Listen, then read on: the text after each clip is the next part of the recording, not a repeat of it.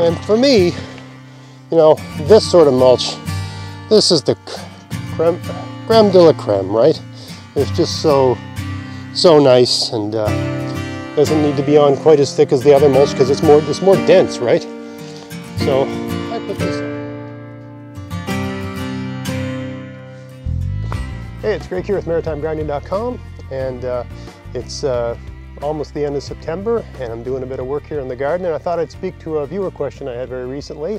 The viewer asked, well, you know, what do you do with all your garden waste? Do you compost it? You know, do you bury it? What do you do?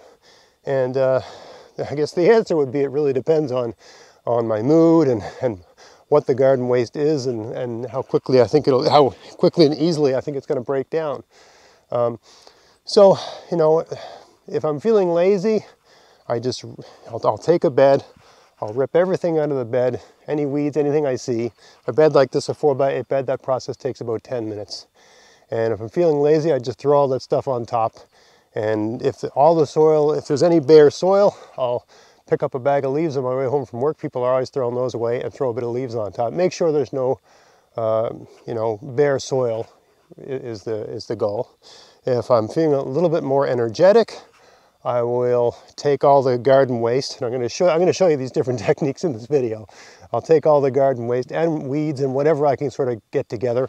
I'll throw it on my lawn. I'll run over it with my lawnmower with the bag on, so it shreds it all up, and I'll throw it back on the garden. That just, you know, just makes it more, it's just easier to apply it to the garden bed, and it breaks down a lot better. You know, if you have, so this is garden waste, a whole bunch of different things, and you know, if you don't run over it with a lawnmower, it takes a lot longer to break down, but it can be useful. Like, I find really rough garden waste like this, you know, let's say 50% of it to 80% of it will still be unbroken down next spring in April.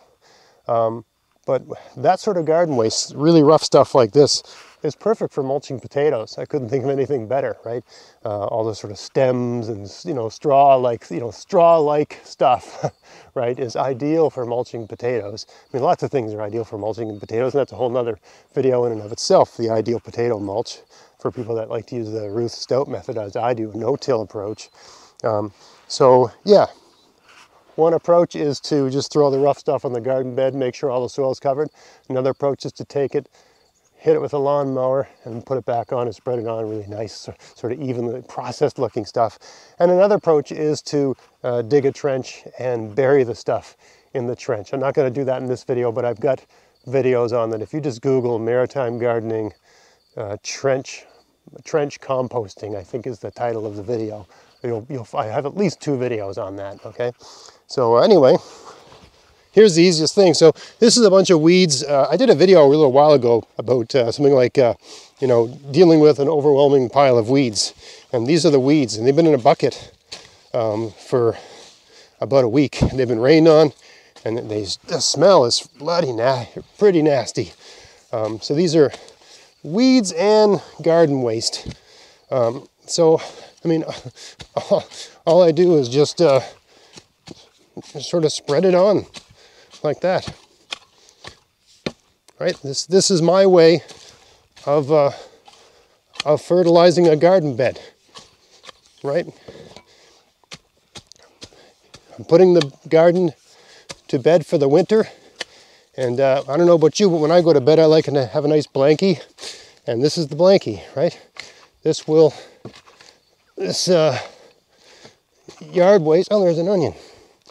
This yard waste will break down, or this garden waste will break down, and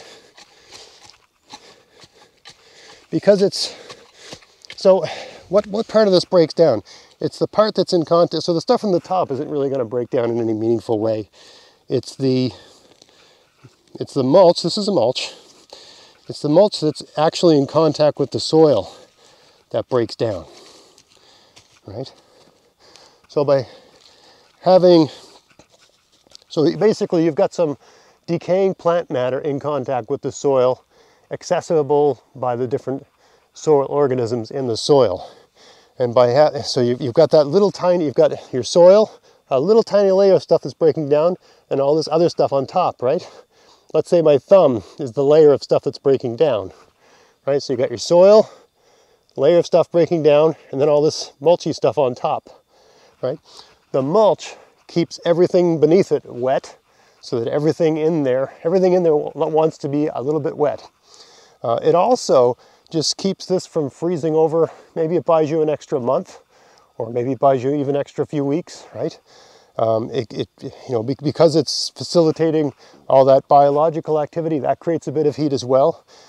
So, basically this is a giant compost bin, and by having this mulch on top, I'm facilitating that compost, and I'm getting a few extra weeks in the fall out of that process. So that next spring, when it's time to plant, there'll just be a fine layer of new composted material on top, right? It's just going to recharge the soil, and it'll all be ready to rock for next year. I mean, I do this every year. This is all I really do to feed my gardens, right? I used to bring in manure and stuff like that, but I haven't found there was any need to do it for years. So anyway, that's the one process, right? I should pull this as sort of grass growing here. No, it's just dead grass. Okay, cool. Yeah, so it looks like this bed could use maybe a little bit more, but it's pretty much done. Okay, now let me go show you the lawnmower technique. All right, so I got a bunch of different kinds of garden waste here, right? All kinds of different things. Some of them are blackberry branches and squash leaves and just a whole bunch of different things. And I've just been throwing piles here for the last week or so because everything's dying. Yeah, it's pretty simple. You just shred it up with the old lawnmower. You don't have to have a lawnmower with a bag to do this. You could run over it with a regular lawnmower and just rake it up and put it in a container, I suppose. But man, it's a lot easier with a bag, that's for sure. Let's see if this thing will start here. 1, 2, 3.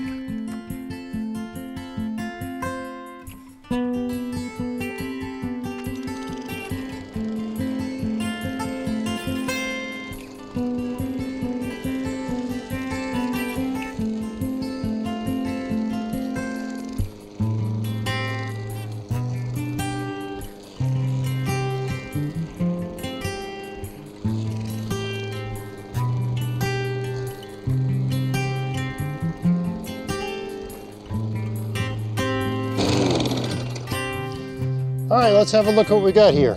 I can feel the bag getting heavy.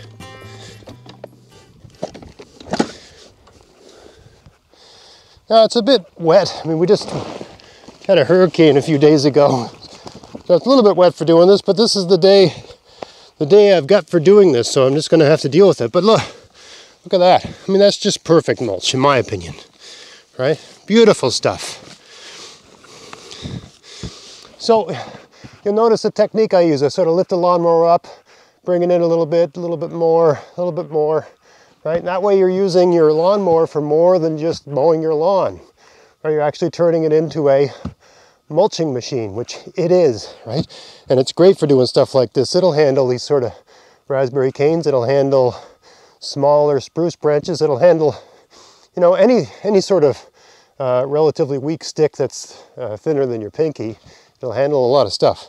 So another thing is, so I've gone over this once. Now it's kind of flat. Oh, there's a potato. So now you just you want to have this up, sort of little fluffy so the lawnmower can get at it. So you just kick it up like that, make it into a pile again. I mean, you can use a rake for this, of course, but make it into a pile again so the lawnmower blade can get at it.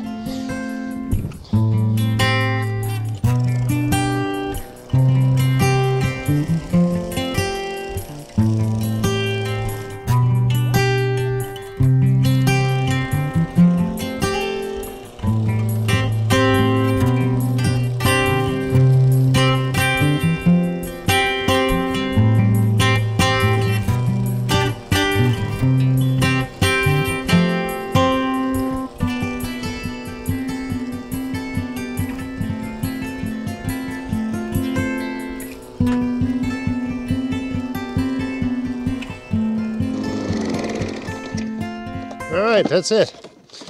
That pile of stuff, right, just turned into, yeah,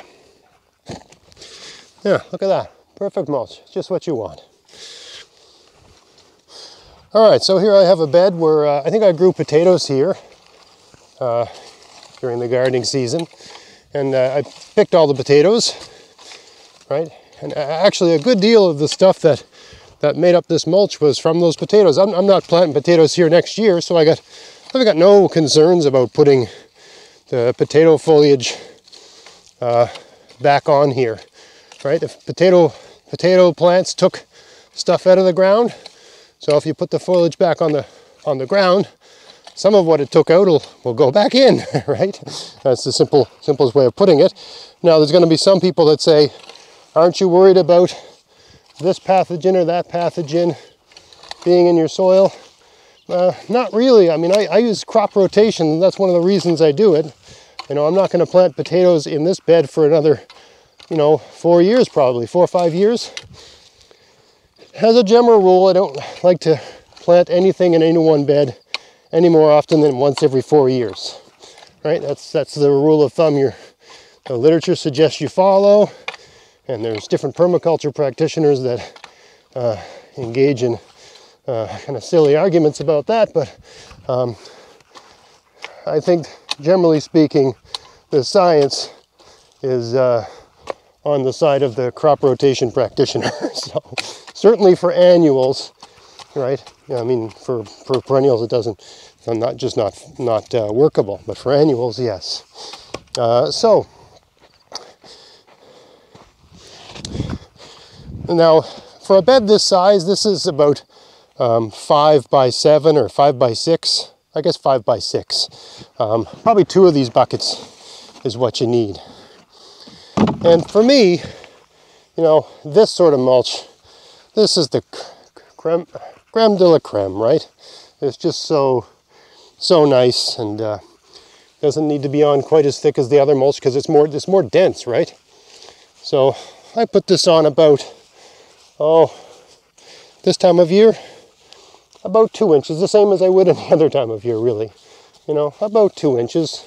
And I don't know why, but I like using my hands, even though there's some thorns in this. So I guess we didn't need 2 whole buckets, maybe 1.5 buckets will do this, right? But that stuff will break down really nice, and it just creates such a nice, consistent layer to hold the moisture in and to slowly break down.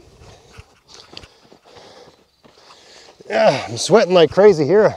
Sorry about that. It's just abnormally warm. I mean, it's the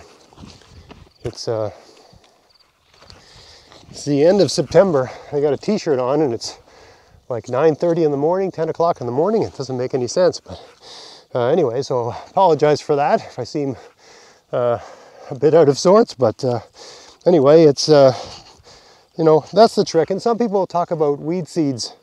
I'm sure there's weed seeds in there. I never worry about it. I get the odd weed in my gardens, but there's no way I could have a 2,500 square foot garden with about 40 4x8 beds and maintain all of that myself. I mean, I have 2 kids and a wife, but really they help out here, but I would say I do 90% of the work. The kids are getting a bit older, so I'm actually going to get my son out here today to help me pull down some of these gardens, but Yeah, there's no way I could be doing all of this if the thing was being overrun by weeds and I had to fight that. As long as you keep, someone's gonna, I mean, I'm speaking to the weed question because whenever I do this, someone will say, doesn't that have weed seeds in it? You're not getting it to a high enough temperature to kill the weed seeds. No, I'm not, and I don't care. As long as you keep your beds mulched, 2 or 3 inches of mulch all the time, most weeds won't grow in that. They just will not, either they won't have the conditions they need to germinate, or they'll germinate and they can't get through the mulch. Some will, and you pull them. That's it, and they're easy to pull because the soil is never compacted. The soil is always loose because you've always kept it covered. So when you do get the odd weed, it just pulls right out. You pull it out, you throw it back on top of the garden, and it's a mulch, right? So yeah, that's how we do it. So I hope you found that interesting. I got a lot of work today, and I think I'm in need of a wardrobe change. But hope you found that interesting. If you did, please like, share, subscribe. Check out my podcast, maritimegardening.com. And until next time, get out there, get at it, have fun in your garden. Thanks for watching.